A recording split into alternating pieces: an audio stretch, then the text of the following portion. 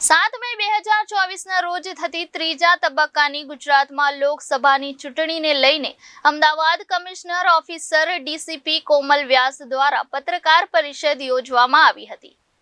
આ કુલ બૂથમાંથી 931 બૂથ સંવેદનશીલ છે, જ્યારે 3201 નોર્મલ પોલિંગ બૂથમાં આવે છે। ગાંધીનગર, અમદાવાદ પૂર્વ, અમદાવાદ પશ્ચિમ તથા ખેડા અને અમદાવાદથી કાયદા વ્યવસ્થા સંભાળે છે। ડીપીએસ તે બૂથની વિઝિટ પોતે કરી છે અને તમામ બંદોબસ્તની સમીક્ષા પોતે જાતે કરી છે। ચૂંટણી દરમિયાન અમદાવાદમાં એક સ્ટ્રોંગ રૂમ તથા 3 ડેટા સેન્ટર ગોઠવવામાં આવ્યા છે। હાલમાં અમદાવાદમાં 68 પોઈન્ટ પર પોલીસની કામગીરી ચાલુ છે। 68 નાકા પોઈન્ટ આંસર જિલ્લા અને મહત્વના સ્થળ પર ગોઠવેલ છે। સાથે સાથે 3 પેરોલ જંકશન પણ પકડવામાં આવ્યા છે। પોલીસ સાથે અહીં બીએસએફ, આઈએસએફ, આઈટીબી, ટીપીબી, અન્ય રાજ્યોની હથિયારી પોલીસ, મહિલા બટાલિયન અને પુરુષ બટાલિયન આ ચૂંટણી દરમિયાન બંદોબસ્તમાં રહેશે। અમદાવાદ શહેરમાં આગામી 7મી મે 2024ના રોજ લોકસભા સામાન્ય ચૂંટણી 2024 અનુસંધાને જે મતદાન યોજાવાનું છે તેની પૂર્વ તૈયારીના ભાગરૂપે અમદાવાદ શહેર પોલીસ દ્વારા તમામ પ્રકારની તૈયારીઓ કરી લેવામાં આવેલી છે। અમદાવાદ શહેરની અંદર અમદાવાદ પૂર્વ, અમદાવાદ પશ્ચિમ, ગાંધીનગર અને ખેડા આ 4 લોકસભા સીટના અલગ અલગ બૂથ બિલ્ડિંગ પર કાયદો અને વ્યવસ્થાની પરિસ્થિતિ અનુસંધાને નિયત સ્કેલ મુજબ બંદોબસ્ત જાળવવામાં આવનાર છે। અમદાવાદ શહેરની અંદર કુલ 4132 જેટલા બૂથ જે 1168 જેટલા લોકેશન્સ પર આવેલા છે। તો આ તમામ સ્થળો પર નિયત ઇલેક્શન કમિશન ઓફ ઇન્ડિયા તથા ચૂંટણી પંચ ગુજરાત રાજ્ય અને મુખ્ય ચૂંટણી અધિકારી શ્રી અમદાવાદ શહેર, કલેક્ટર શ્રી અને સીપી સાહેબના માર્ગદર્શન મુજબ પૂરતો બંદોબસ્ત ગોઠવી દેવામાં આવેલ છે।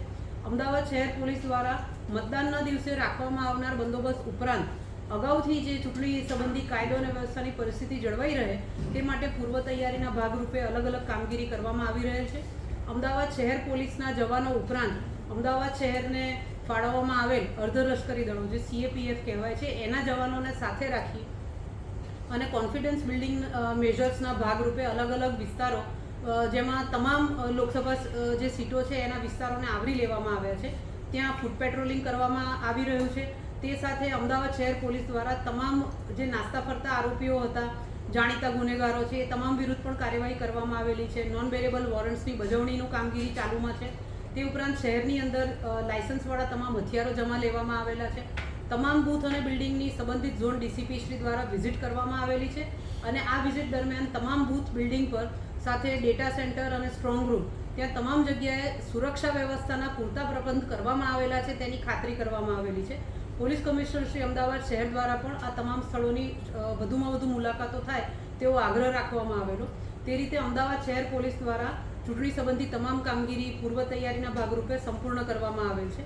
સાથે નાગરિકો વધુને વધુ પ્રમાણમાં મતદાન કરે અને પોતાના મતાધિકારનો મુક્ત અને ન્યાયી વાતાવરણમાં ઉપયોગ કરે તે માટે શહેર પોલીસના જે સી ટીમ્સ કાર્યરત છે આ સી ટીમ્સ દ્વારા શહેરના અલગ અલગ વિસ્તારોમાં, બાગ બગીચાઓમાં, સોસાયટીઓમાં, અન્ય જાહેર સ્થળો જ્યાં મોટા પ્રમાણમાં જે ગાર્ડન્સ વગેરે હોય છે ત્યાં મોર્નિંગ વોક માટે નાગરિકો મોટી સંખ્યામાં ઉપસ્થિત થતા હોય છે। તો આવા તમામ સ્થળોએ જઈને નાગરિકો વધુ પ્રમાણમાં મતદાન કરે અને તે દિવસે પોતાના મતાધિકારનો યોગ્ય ઉપયોગ કરે તે માટે સતત જાગૃતિ લાવવાના પ્રયત્નો કરવામાં આવી રહેલ છે।